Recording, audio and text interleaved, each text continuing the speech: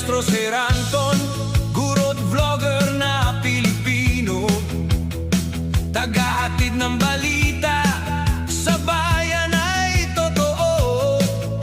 Mga benepisyo ng guro, kanyang tinatalakay. Sa video natin ngayon mga ka-maestro ay pag-usapan at alamin naman natin itong list of new SDO with released medical allowance for fiscal year 2026. Update po yan ngayong araw, April 28, 2026. And good news nga po mga ka-maestro kasi meron po tayo dito nakitang tatlong mga bagong SDO na meron na pong medical allowance ngayong araw po yan, April 28, 2026. Ayan, so mula po ito sa mga legit sources po natin, ano po, sa mga comment po, sa mga legit na mga posts sa social media, especially po sa Facebook. Doon po natin nakuha itong information po na ipamamahagi po natin ngayong araw. Alright, so sa mga SDO po na babanggitin po natin, paki-comment down below kung legit po talaga na mayroon na po kayong medical allowance if ever po nanonood po kayo dito sa ating video.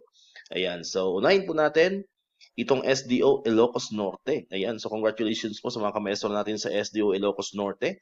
Paki-comment po, no? Alam ko may mga follower tayo, may mga subscriber tayo from Ilocos Norte. Paki-confirm po sa ating comment section if legit po itong information po na nakuha po natin. And next naman po ay ang SDO Tacloban City. Ayan, congratulations po sa mga ka-maestro natin yan sa SDO Tacloban City.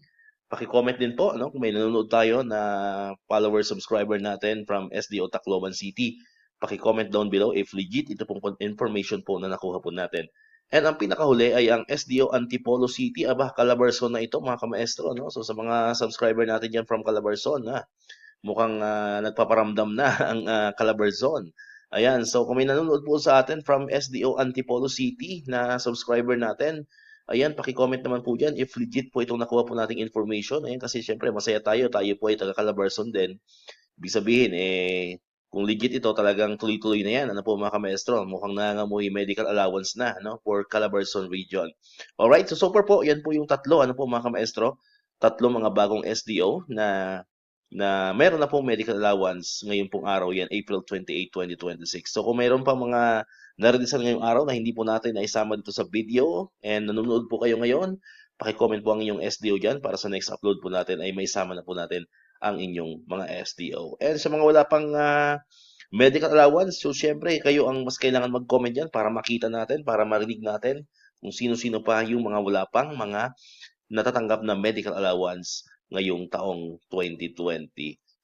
Alright, so dito natapos itong ating video ngayon mga ka-maestro. Kung di ka pa nakakapag-subscribe, click mo na ang subscribe button dyan para ikaw yung unang nakapanood ng mga videos na in-upload natin. Katulad ito yung mga updates pa rin about sa medical allowance and other benefits sa mga teachers and government employees. And syempre, click mo na rin ang notification bell button para ma-notify ka. Always updated ka pag may mga bago tayong uploaded na videos. Sa muli, maraming salamat sa inyong panonood at pakikinig. Once again, El Maestro, see you on my next vlog. Bye-bye!